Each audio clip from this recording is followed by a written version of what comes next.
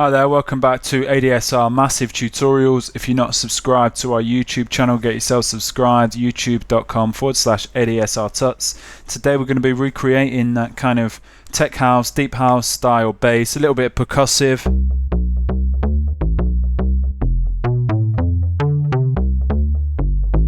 Got a nice kind of attack phase to it. You can download this patch directly from the massivesynth.com website. There's a link on the screen. We're going to go ahead and recreate it here anyway, and so start off by creating a new sound in Massive, and we'll talk about the sound, and then I'm going to discuss a little bit about the how I put the riff together as well, and the kind of groove that I applied to that riff. So we've got this new sound in Massive, and I'm going to start off and use I'm going to use 3 oscillators for this sound. So oscillator 1, I'm going to go for the throat, or the deep throat, a dirty throat, sorry, wavetable. It's got quite a nice character to it. Bring the wavetable position round to the left, and take the pitch down by 2 octaves. So it's just a really nice kind of fuzzy tone. So turn on oscillator 2. I'm going to use a screamer wavetable for this oscillator, and this mute oscillator 1. This is one of my favourite wavetables in Massive. Just has such a nice sound. Play around with that wavetable position, maybe take some of the intensity top end off a little bit, and then bring it down by 1 octave. It's just great for bass sounds, that screamer wavetable. Let's bring the throat back in. Solid tone going on there, and I'm going to use a sine wave as well here. Turn on oscillator 3, sine wave and oscillator 3, so wavetable position all the way to the left, so it's just got a sine wave. Bring the pitch down by 2 octaves, and this is going to be the sub for our sound, so turn it off.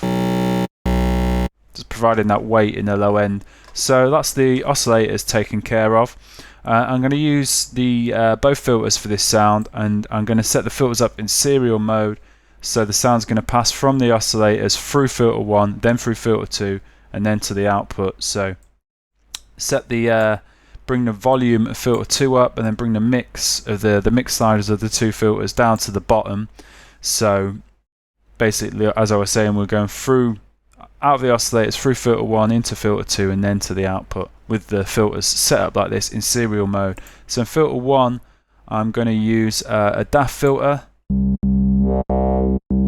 and some envelope modulation on this DAF filter. So bring the resonance down to about 1/4 of the way, cut off around about there, I guess about 1/3 of the way up, and let's use an envelope to modulate the frequency of that first filter. So click and drag the crosshair of envelope 1 to the first modulation box on this cutoff frequency here.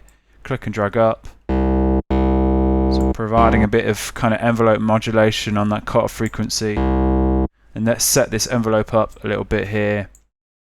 Bring that decay level right down. And decay.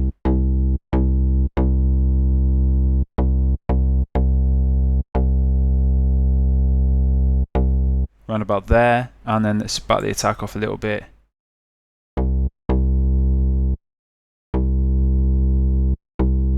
Sharpen up that decay a bit more maybe.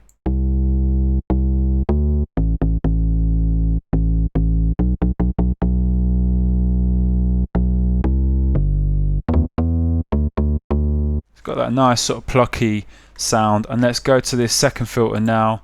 Set up a low pass filter in here. And do a similar thing, use a second envelope here to control the cutoff frequency of this low pass filter. So click and drag the crosshair, second envelope, drop it in the first modulation box on the cutoff frequency of filter 2. Bring the cutoff frequency all the way down, and then just click and drag up in that box. So we apply a bit of envelope modulation on this filter. And have the envelope modulation around about there, so we've got quite a lot of modulation, envelope modulation happening on that cutoff frequency. And let's set this second filter up, sharpen up the attack a little bit. Decay can stay around halfway, sustain or decay level right down. So and take that resonance off. And we've just got that solid kind of plucky bass tone, got a nice character to it. Let's go to this voicing section now. Boost the voices up to 2. Make it sound monophonic. And let's go back to this oscillator section, set the glide right down. Got a little bit of glide going there, it's quite nice, that smooth transition between the notes, but not too much, so we're not getting too much of that pitch bend kind of glide thing going on.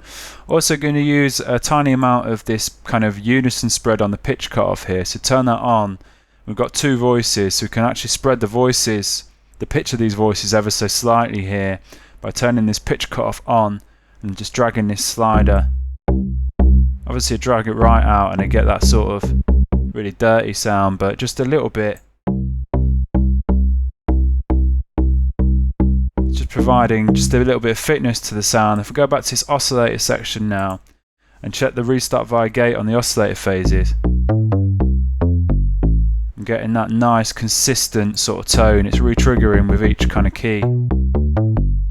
It's nice and consistent. So might just play around with these phases a little bit here. So you see, as I bring the kind of the second oscillator here, the kind of phase re-trigger point out, changes the tone a little bit. So drag it out a little bit there, and this modulation oscillator, I'm going to do that as well. So let's set up this modulation oscillator here. I'm going to dirty up the sound a little bit with this. So I'm going to use some phase modulation on oscillator 3 here. See, quite a nice effect.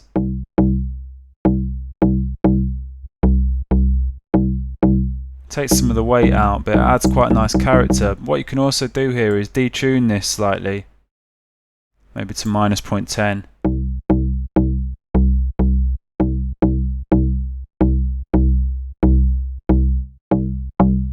So quite nice. I'm actually going to use a macro to control that.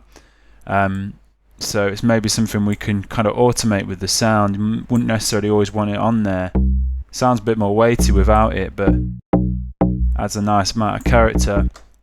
Also going to use the filter frequency modulation to affect filter 1 here by clicking that box. You can hear the effect that's having, and again let's use this same macro 2 to control that. So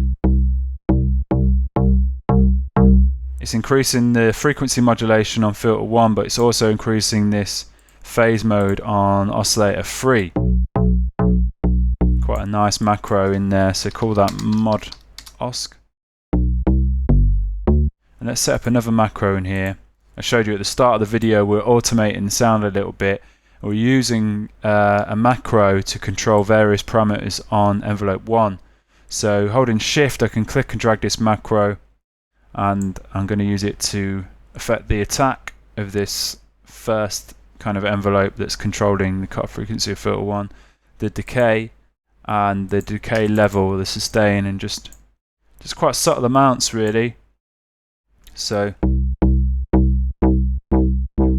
just changes the envelope shape a little bit, so quite a nice sort of automation option. So rename that env.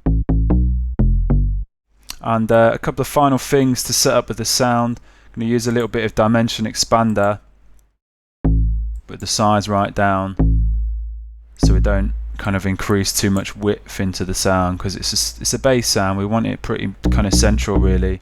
It just warms it up a bit, adds a bit of depth, and a tiny amount of delay as well.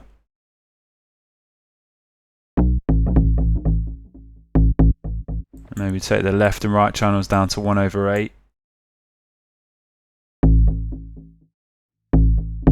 Feedback right down. You don't have to have that delay on there, it's just quite nice. Okay, so I'm also going to use an insert effect here and a sine shaper just to drive the sound a bit. Bring the dry wet and drive down a little bit there. And that's the sound done. So let's give another listen to this hook.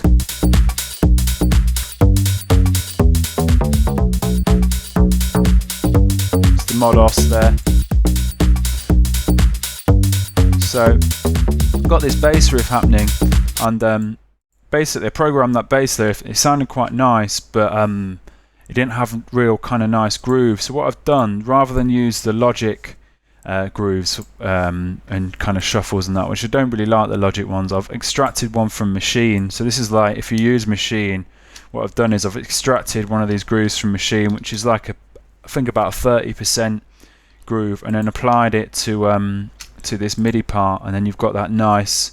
Not everyone will put shuffle on their bass sounds.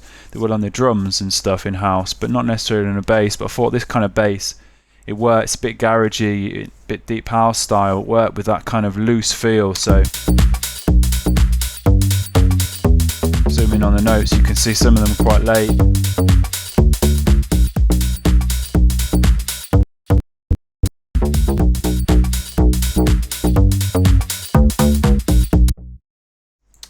Okay, so I hope you enjoyed that tutorial. I hope you found it useful. Any questions, please get in touch. You can download the patch directly from the massivesynth.com website. Whilst you're there, check all the stuff we've got on there. Loads of tutorials for Native Instruments Massive. And yeah, thanks for watching. Alright, cheers.